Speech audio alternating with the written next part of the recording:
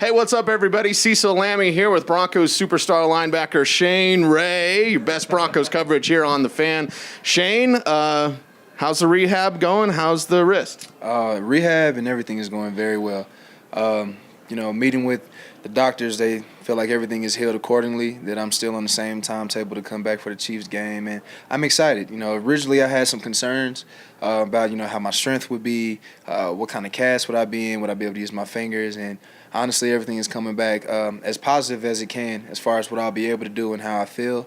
And I'm ready to touch some grass, man. I'm just ready to get rolling. It's been a long time. So positive in terms of the recovery. What has been frustrating for you, though, during this time and missing the action on the field?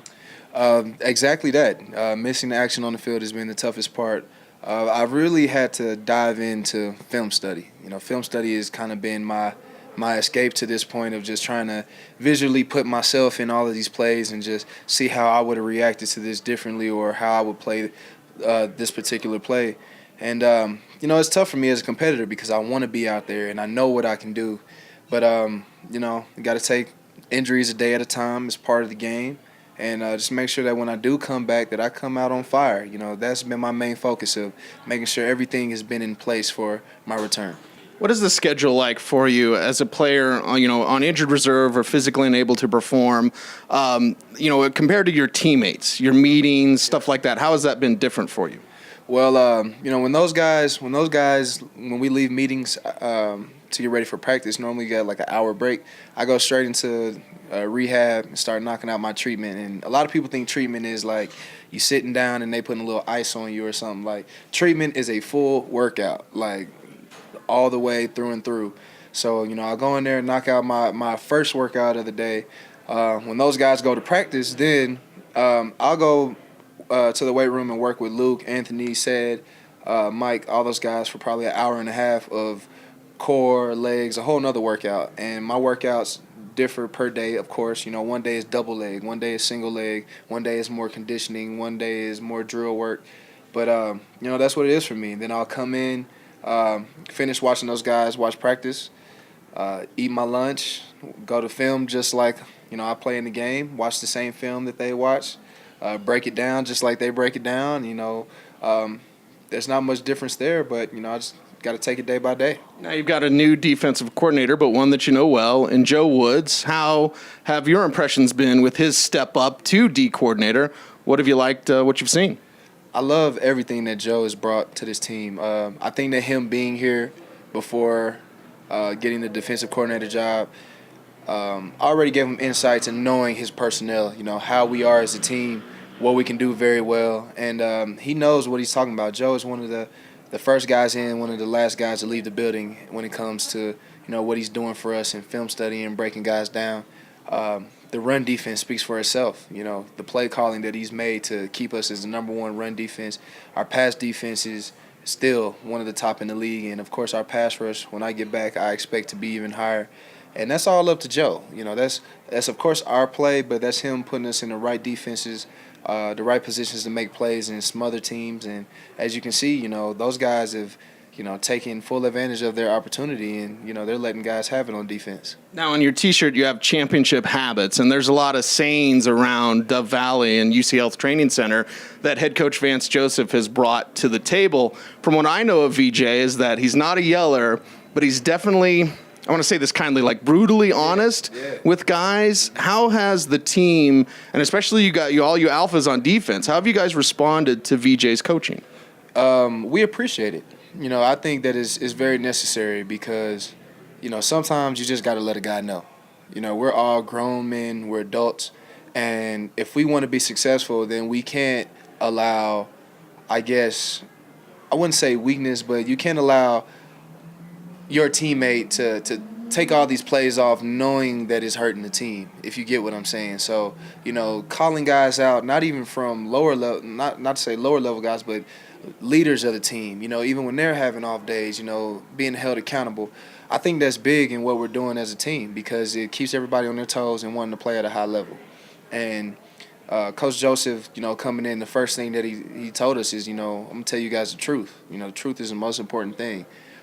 Joe Woods backdoored off of that by bringing in the news. When we started, the news for us is a chart that Joe created with each player's name and each player, the stats that you can get for that day of practice, and we log it. We log your lows, we log your mental errors, your negatives, so the whole defense can see it every morning. And I think, having that kind of mentality and putting everybody out there lets you know you can't hide your flaws. And we know. And as your teammates, you got to do better. And I think that's awesome. As a first-round pick for the Denver Broncos, has it been maybe a little bit surprising how well Garrett Bowles has been? I'm like, him and Vaughn are always clowning around. Like, it seems like Garrett Bowles, the first-round pick this year, is fitting right in with you guys, even the guys on defense. Yeah, he gives us a lot of artillery to throw at him. Garrett Bowles is funny to say the least. But what I can say about him is we really liked his mentality, how he came in as a rookie, first-round draft pick, with all the pressure that comes with that. And he took it, and he still decided, to play at a high level and not fall into the distractions. He would come and talk to me and Vaughn every day after practice, and how's my hands doing? Am I getting better with my steps? And we love to see that in a young guy who wants to get better, who wants to be one of the best, who wants to lead. So it's no surprise that a guy with that mentality fits right into the team. If you're helping this team win, it's obviously something about you and something in your character that is putting you in that position, and we love you for it. Simple as that. What about another first-round pick in Paxton Lynch, who's kind of had to wait for his opportunity and also recovering from his shoulder thing? Any advice or tips that you've given him with your own experience? Yeah, I just tell Pax, man, whenever I talk to him, same thing I told him when he came in is you just got to keep working. And some days you come in, they're going to hate you. And some days you come in, they're going to love you. And it's just part of what being a first-round pick is about, because being a first-round pick, it's an elite fraternity. It's something about those guys that are in that grouping that, it's something special about them. So when people know that and you're drafted that with that expectation, you got to understand that a lot comes with it. So it can be hard, but I tell them, man, just keep taking it a day at a time. I know what it's like to, be one of the best players in college football, All-American, Defensive Player of the Year, and then come in and ride the bench behind two Hall of Famers, It's tough. You go from feeling like you're one of the best, and then you're like, man, I can't even touch the field. But it's all about growth and maturity. And the way you handle it, if you take it positively, which I think Paxton is doing a great job, he's still being positive. He's focusing on getting better as a player within himself, not worried about the outside distractions of people thinking that he should start because he's a first rounder and his potential. He's focusing on being a better Paxton every day. And that's what I did, focus on being a better Shane, and everything's going to work out. Broncos superstar linebacker Shane Ray here with Cecil Lammey, best Broncos coverage on The Fan. We're at Ocean Prime. You've got an event coming up November 6th for Raise Awareness. Let's talk about the event first, and then let's get into Raise Awareness. Yeah, so I'm partnering with Ocean Prime, and I'm very excited about it. This Ocean Prime, it's electric. You see the amount of people that come in here, the kind of service that they have, the kind of people that they bring around. I think it was very, very nice for them to partner with me to do my first annual Raise Awareness event in Denver, a fundraiser that, if you want, you can go to 56shaneray.com, find all the information that you need about it. But it's huge, man, to be able to bring light to what I've been doing these last couple of years with Raise Awareness, my other branches with Shane's Shoes, doing what I'm doing with the ADA, American Diabetes Association, and also now trying to do what I'm doing with Crucial Catch. I had an aunt that's dealing with colon cancer, and so to be able to honor her and speak about the crucial, using Crucial Catch, that's another thing that I'm doing under my umbrella. And it's really all things that I feel like I've had personal experience with, that I've dealt with in life, that I feel like I can really put my heart into and really bring myself out and be a positive light to people. And I'm doing it with help from my teammates, of course, sponsorships that are joining in, and of course Ocean Prime hosting it here. I couldn't be more grateful to them for giving me the opportunity. It's 56shaneray.com on the Raise Awareness and encouraging kids to dream. There's a lot of maybe younger viewers out there that are watching that, they're always told, you can do whatever you want, you can be whatever you want, and maybe they don't necessarily believe it. Yeah. But your story and where you came from in Kansas City to where you are today is proof positive. Let's discuss the encouragement that you give young people and young viewers out there. like you said, it sounds so cliche. You know, when kids hear you can be whatever you put your mind to, and you know, a lot of kids, their situations are so critical that you know they really don't believe it. I can honestly say, man, you know, with all the success that I've had as an athlete, the growth that I've had, I didn't think that this was the life that I was going to have at that age. You know, my mother used to always tell me, do whatever you put your mind to, speak everything into existence. And I felt like that kid, like, yeah, okay, like, yeah, whatever. But my mother wouldn't stop letting me work it. She wouldn't let me get idle. She wouldn't let me get complacent. She just kept pushing me, like, no, you got to keep fighting, keep fighting. And never in my wildest dreams would I imagine that I'd be able to accomplish what I've done as an athlete. I remember being, I swear, one of the kids that you wouldn't pick on your football team. I wasn't in shape. I wasn't the super athletic kid in high school. You know, I hit a growth spurt and I had to work into my body. I had to learn how to run. I got to college, I had to develop, I had to grow, I had to get better.